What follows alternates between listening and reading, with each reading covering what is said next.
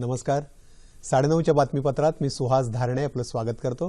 सुरुवातीला एक नजर ठळक बातम्यांवर. जम्मू काश्मीरात उरी इथल्या लष्करी मुख्यालयावर पाकिस्तानचा दहशतवादी हल्ला, 17 जवानांना वीरमरण, 19 जवान जखमी. शूर जवानांनी 4 दहशतवाद्यांना घातलं कंठस्नान, जैश ए मोहम्मदनं स्वीकारली हल्ल्याची जबाबदारी.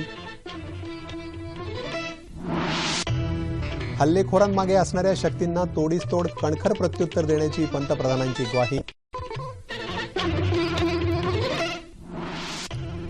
अजूनही 12 दहशतवादी मोकाट, लष्कराची शोध मोहीम सुरू, अतिदक्षतेचा इशारा. पाकिस्तानला दहशतवादी राष्ट्र घोषित करून जागतिक समुदायापासून एकटं पाडण्याची गरज असल्याचं राजनाथ सिंग यांचं प्रतिपादन. चाबहार बंदरामुळे भारत आणि इराण यांच्यातल्या संबंधांना नवा आयाम मिळण्याची शक्यता असल्याचं उपराष्ट्रपतींचं प्रतिपादन. कल्याण डोंबिवलीच्या विकासासाठी ओरॅकल कंपनीशी महत्त्वाचा करार करण्याची मुख्यमंत्र्यांची घोषणा, मुख्यमंत्री अमेरिकेच्या दौऱ्यावर.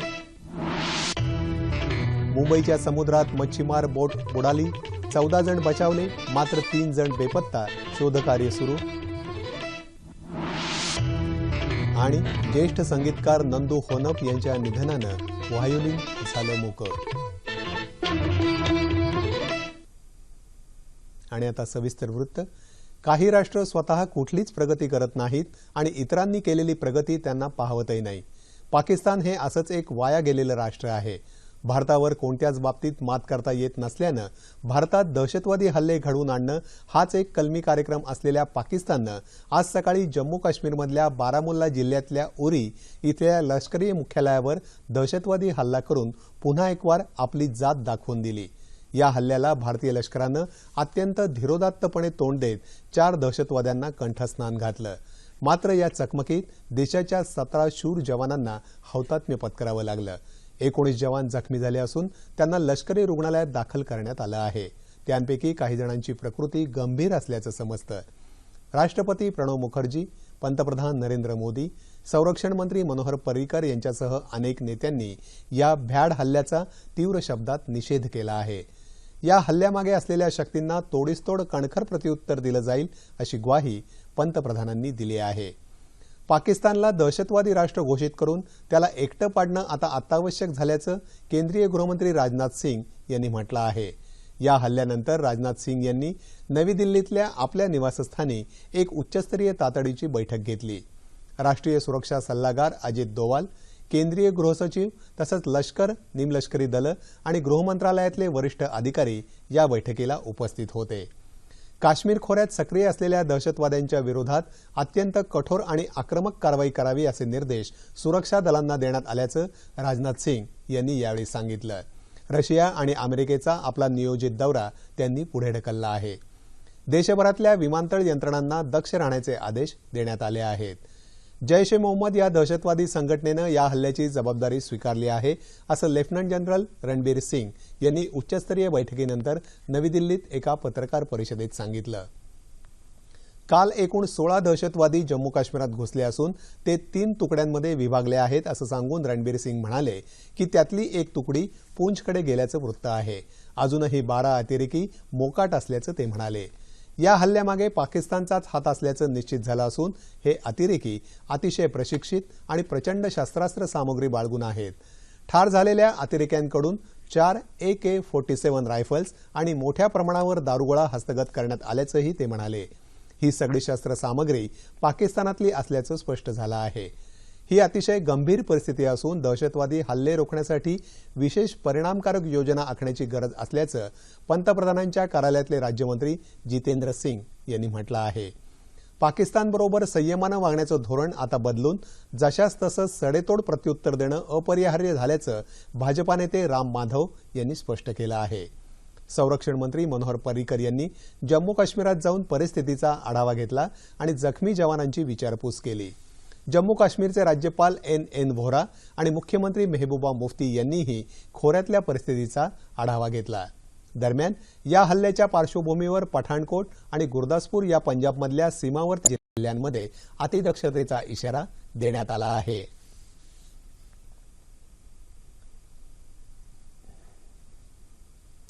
धोरणात्मकदृष्ट्या महत्त्वपूर्ण असलेल्या इराणमधल्या चाबहार बंदरामुळे भारत आणि इराण या उभय देशांमधल्या संबंधांना नवा आयाम मिळेल असा विश्वास उपराष्ट्रपती मोहम्मद हामिद अन्सारी यांनी व्यक्त केला। व्हेनेझुएला इथे आयोजित 17व्या नाम शिखर परिषदेदरम्यान उपराष्ट्रपतींनी इराणचे राष्ट्रपती हसन रुहानी यांच्याशी उभय देशांच्या हितांच्या मुद्द्यांवर चर्चा केली। चाबहार बंदरामुळे भारताला पाकिस्तान मार्गे न जाता थेट अफगाणिस्तानशी संपर्क ठेवण्यात मदत होणार आहे। त्यामुळे येत्या काळात दोन्ही देशांमधले द्विपक्षीय संबंध अधिक दृढ होतील असं हामिद अन्सारी यांनी यावेळी सांगितलं। कल्याण डोंबिवली या शहरांची सुंदर आणि सुरक्षित शहर म्हणून उभारणी करण्यासाठी राज्य सरकारनं पावलं उचलली असून यासाठी आपल्या अमेरिका दौऱ्यात ओरॅकल कंपनी समवेत करार होणार आहेत असं मुख्यमंत्री देवेंद्र फडणवीस यांनी जाहीर केलं। डोंबिवली ते ठाणे अंतर कमी करण्यात महत्त्वाची भूमिका बजावणाऱ्या मानकोली उड्डाणपुलाच्या तसंच दुर्गाडी किल्ल्याजवळ उल्हास नदीवरील 6 मार्गिका असणाऱ्या पुलाचं भूमिपूजन मुख्यमंत्र्यांच्या हस्ते आज झालं, त्यावेळी ते बोलत होते। मुख्यमंत्री देवेंद्र फडणवीस आजपासून 2 दिवसांच्या अमेरिका दौऱ्यावर रवाना होत आहे। या दौऱ्यात ते माहिती तंत्रज्ञान क्षेत्रातील महाबलाढ्य कंपनी ओरॅकल सोबत सामंजस्य करार करणार आहेत। याशिवाय विविध आयटी कंपन्यांच्या प्रमुखांचीही ते भेट घेणार आहेत। माहिती तंत्रज्ञान क्षेत्रातल्या या करारामुळे राज्यातली आतापर्यंतची सर्वाधिक मोठी गुंतवणूक होणार आहे। मुंबई जवळच्या समुद्रात दत्तसाही ही मच्छीमार बोट बुडाली असून 14 जणांना वाचवण्यात नौदलाला यश आलं असून 3 मच्छीमार अजूनही बेपत्ता आहेत। नौदल, तटरक्षक दल आणि ओएनजीसीच्या जवानांची संयुक्त शोध मोहीम कालपासून सुरू आहे। बेपत्ता मच्छीमारांच्या शोधासाठी समुद्रात गेलेले INS त्रिशूळवरील 2 पाणबुडेही बेपत्ता झाले होते, मात्र आज या पाणबुड्यांचा पत्ता लागला। मुंबईपासून 30 नॉटिकल मैल अंतरावर काल सकाळी दत्तसाई ही बोट खराब हवामानामुळे बुडाली। पालघरमधल्या कुपोषणग्रस्त बालकांचं पुनर्सर्वेक्षण तातडीनं करावं असे निर्देश आदिवासी विकास मंत्री विष्णू सवरा यांनी जिल्हा प्रशासनाला दिले आहेत। पालघर जिल्ह्यातल्या जव्हार, मोखाडा, वाडा आणि विक्रमगड तालुक्यातल्या 0 ते 5 वर्ष वयोगटापर्यंतच्या सर्व बालकांचं सर्वेक्षण 21 सप्टेंबरपर्यंत पूर्ण करावं अशा सूचना सवरा यांनी दिल्या आहेत। पालघर जिल्ह्यात कुपोषण रोखण्यासाठी करायच्या उपाययोजनांबाबत सवरा यांनी आज आढावा बैठक घेतली, त्यावेळी ते बोलत होते। सर्वेक्षणात एखाद्या बालकाची परिस्थिती गंभीर असेल तर संबंधितांनी बालकावर त्वरित उपचार सुरू करावेत, तसंच रुग्णवाहिकांची संख्या कमी पडल्यास खासगी रुग्णवाहिकांची सेवा घेण्यात यावी असंही सवरा यांनी यावेळी जिल्हा प्रशासनाला सांगितलं। राज्यातील आदिवासी बहुल क्षेत्रात कुपोषणामुळे होणाऱ्या बालमृत्यूंचा प्रश्न ऐरणीवर आला आहे। मात्र ही समस्या सुटायची असेल तर कुपोषण हे आजारापलीकडचं सामाजिक असंतुलनाचं लक्षण आहे, हे समजून घ्यावं लागेल। कुपोषण खरं तर या शब्दापासून आपण नक्कीच अपरिचित नाही, मात्र वास्तवाकडे डोळेझाक केली नाही तर या शब्दातून समोर येणाऱ्या वस्तुस्थितीपासून मात्र समाजमन अलिप्तवादी वागतंय, हे खरं। गेल्या अनेक वर्षांपासून देशातल्या आणि राज्यातल्या आदिवासी बहुल क्षेत्रात कुपोषणामुळे होणारे बालमृत्यू रोखण्यासाठी प्रयत्न सुरूच आहे। मात्र तरीही मुंबई या महानगरीपासून काही किलोमीटर अंतरावर असलेल्या पालघर जिल्ह्यातील कुपोषणग्रस्त बालकांच्या मृत्यूच्या बातम्यांनी आरोप प्रत्यारोपाच्या फैरी झडणं सुरू झालंय। एका पाहणीनुसार 14 आदिवासी जिल्हे असलेला महाराष्ट्र देशातल्या विविध राज्यांच्या तुलनेत अनेक कारणांनी मृत पावणाऱ्या 60% आदिवासी बालकांच्या मृत्यूचं ओझं वाहतोय, तर एकट्या पालघर जिल्ह्यातच गेल्या महिन्याभरात जवळपास 14 कुपोषणग्रस्त बालकांचा मृत्यू झालाय। खरं तर ही आकडेवारी प्रगतिशील महाराष्ट्राच्या संवेदनशील मनाला चटका लावून जाणारीच। त्यामुळेच ही समस्या सोडवायची असेल तर महाराष्ट्राच्या समाज मनाला कुपोषण हा आजार नाही तर कुपोषण म्हणजे पोषण योग्य आहारही न देऊ शकणाऱ्या सामाजिक असंतुलनाचं लक्षण आहे, हे समजून घ्यावं लागेल। आणि म्हणूनच एकट्या प्रशासनाला दोष देण्यात पुढाकार घेण्याऐवजी कृती आणि जागृतीच्या पातळीवर परस्पर सहकार्याची कास धरावी लागेल। नांदेड शहरात आज सकल मराठा क्रांती मूक मोर्चा काढण्यात आला। सकाळी 11 वाजण्याच्या सुमाराला नांदेडच्या नवा मुंडा भागातल्या कृषी उत्पन्न बाजार समितीच्या मैदानातून या मूक मोर्चाला सुरुवात झाली। माजी मुख्यमंत्री आणि काँग्रेसचे प्रदेशाध्यक्ष खासदार अशोक चव्हाण यांच्यासह स्थानिक आमदार उपस्थित होते। या मोर्चात मोठ्या प्रमाणात जनसागर उसळला। विशेष म्हणजे महिला आणि शालेय तसंच महाविद्यालयीन विद्यार्थ्यांची संख्या या मोर्चात लक्षणीय होती। अत्यंत शिस्तबद्ध, कुठल्याही घोषणा न देता शांततेच्या मार्गाने मोर्चेकऱ्यांनी आपल्या मागण्यांचं निवेदन जिल्हाधिकाऱ्यांना सुपूर्द केलं।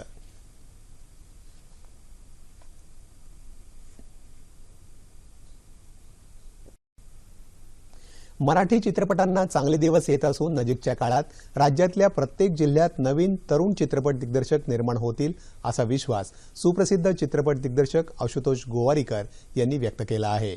आज पुण्यात राष्ट्रीय चित्रपट संग्रहालयाच्या वतीनं रसास्वाद चित्रपटांचा या कार्यक्रमाचं आयोजन करण्यात आलं होतं, तेव्हा ते बोलत होते। या निमित्तानं त्यांनी चित्रपट रसिकांशी संवाद साधला।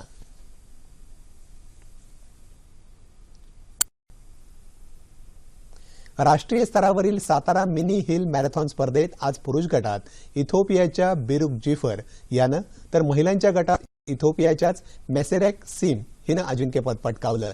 या दोघांनाही प्रत्येकी 1.5 लाख रुपये पारितोषिक म्हणून देण्यात आलं। आंतरराष्ट्रीय धावपटू ललिता बाबरच्या हस्ते या स्पर्धेचं उद्घाटन झालं। या स्पर्धेत देशभरातून तसंच इथिओपिया, केनिया, फिनलँड, जर्मनी या देशातले स्पर्धक सहभागी झाले होते। सातारा शहर ते यवतेश्वर डोंगर, कास पठार अशी 21 किलोमीटर ही स्पर्धा झाली।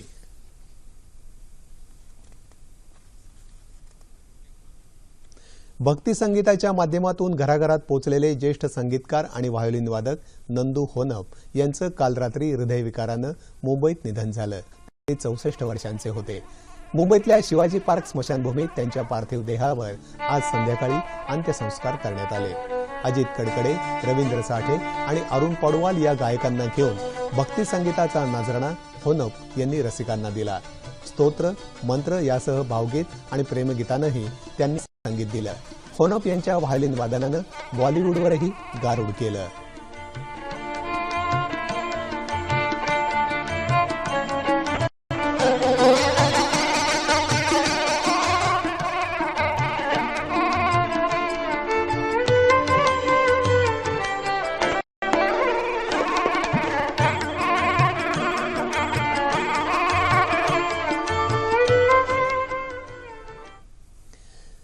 हवामान। राज्याच्या बहुतांश भागात कालपासून सुरू असलेल्या पावसाचा जोर आज काहीसा कमी झाला आहे। मुंबई तसंच ठाणे जिल्ह्यात आज पाऊस झाला। अहमदनगर जिल्ह्यामध्ये झालेल्या मुसळधार पावसामुळे अनेक घरं तसंच शाळांमध्ये पाणी शिरलं। काही घरांची पडझड झाल्याचंही वृत्त आहे। लातूरमध्ये पावसानं उघडीप दिली आहे। वादळी वाऱ्यानं कोकण किनारपट्टीला काल चांगलाच तडाखा दिला असून अलिबाग समुद्र किनाऱ्यावरील निवारा शेड उडून गेली। तसंच अनेक मच्छीमार नौका समुद्रात भरकटल्या आहेत। त्यामुळे कोट्यवधी रुपयांचं नुकसान झालं असून सुदैवानं जीवितहानी झालेली नाही। येत्या 24 तासात कोकण आणि मध्य महाराष्ट्रात बहुतांश ठिकाणी तर मराठवाडा आणि विदर्भात तुरळक ठिकाणी पाऊस पडण्याची शक्यता आहे। याच काळात अतिवृष्टीला तर मध्य महाराष्ट्र तुरळक ठिकाणी मुसळधार पावसाचा इशारा हवामान खात्यानं दिला आहे। तापमान अंश सेल्सिअसमध्ये मुंबई कमाल 27, किमान 24, नागपूर 32 आणि 25, पुणे 28 आणि 22, औरंगाबाद 29 आणि 22, नाशिक 28 आणि 23, कोल्हापूर 24 आणि 21, रत्नागिरी 28 आणि 23, सोलापूर 31 आणि 21 आणि अमरावती कमाल उपलब्ध नाही आणि किमान 22 अंश सेल्सिअस। ठळक बातम्या पुन्हा एकदा। जम्मू काश्मीरात उरी इथल्या लष्करी मुख्यालयावर पाकिस्तानचा दहशतवादी हल्ला, 17 जवानांना वीरमरण, 19 जवान जखमी। शूर जवानांनी 4 दहशतवाद्यांना घातलं कंठस्नान, जैश ए मोहम्मदनं स्वीकारली हल्ल्याची जबाबदारी। हल्लेखोरांमागे असणाऱ्या शक्तींना तोडीसतोड कणखर प्रत्युत्तर देण्याची पंतप्रधानांची ग्वाही। अजूनही 12 दहशतवादी मोकाट, लष्कराची शोध मोहीम सुरू, अतिदक्षतेचा इशारा। पाकिस्तानला दहशतवादी राष्ट्र घोषित करून जागतिक समुदायापासून एकटं पाडण्याची गरज असल्याचं राजनाथ सिंग यांचं प्रतिपादन। चाबहार बंदरामुळे भारत आणि इराण यांच्यातल्या संबंधांना नवा आयाम मिळण्याची शक्यता असल्याचं उपराष्ट्रपतींचं प्रतिपादन. कल्याण डोंबिवलीच्या विकासासाठी ओरॅकल कंपनीशी महत्त्वाचा करार करण्याची मुख्यमंत्र्यांची घोषणा. मुख्यमंत्री अमेरिकेच्या दौऱ्यावर. मुंबईच्या समुद्रात मच्छीमार बोट बुडाली, 14 जण बचावले, मात्र 3 जण बेपत्ता, शोधकार्य सुरू. आणि ज्येष्ठ संगीतकार नदू होनप यांच्या निधनानं व्हायोलिन झालं मूक. याबरोबरच हे बातमीपत्र संपलं. तेव्हा पुन्हा भेटूयात उद्या सकाळी 8:30 वाजता आपल्या सह्याद्री वाहिनीवर. नमस्कार.